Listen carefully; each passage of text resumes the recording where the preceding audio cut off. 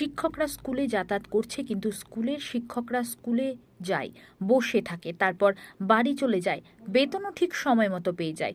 ওই স্কুলে ছাত্রছাত্রীর সংখ্যা শূন্য, তাই শিক্ষক আসে, শিক্ষক যায়, বসে বসে বেতন পায়। হ্যাঁ, এমনই অভিযোগ উঠে আসলো রাজপুর সোনারপুর পৌরসভা এলাকায় দক্ষিণ শ্রীপুর অবৈতনিক প্রাথমিক বিদ্যালয়ের বিরুদ্ধে। টিচার আছে, কিন্তু ছাত্রছাত্রীদের দেখা নেই। দীর্ঘ কয়েক বছর ধরে ছাত্রছাত্রী কমতে কমতে এখন শূন্যে এসে দাঁড়িয়েছে। আর এই স্কুলে ছাত্রছাত্রী না আসায় ক্ষুব্ধ স্থানীয় বাসিন্দারা থেকে ছাত্রছাত্রীদের অভিভাবকরাও। দিদিমণি আসে, তালাটা খোলাই থাকে।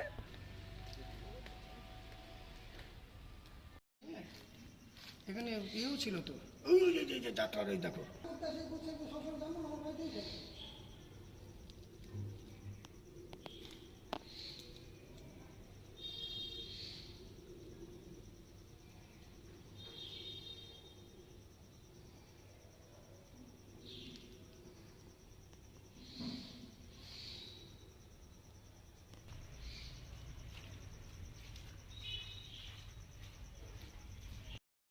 আমি কিনবো না, বাচ্চা এলে আমি কিনবো, বাচ্চা নেই আমি কেন এই টাকাটা কিনবো? আমাকে অফিস থেকেও বলেছে যে কিনুন, কিনে বিল দেখান। তো বলছি কেন আমি কিনবো?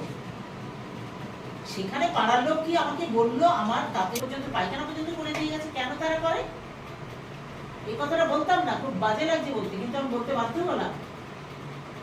অফিস ঘরের সামনে তখন তো আমি হঠাৎ ফুরিয়ে গেল, তখন কাঠে বা পাতায় কাউন্সিলর স্কুল নিয়ে উনি ওই গঙ্গা পুজো করেছিল। রাস্তার পাড়ে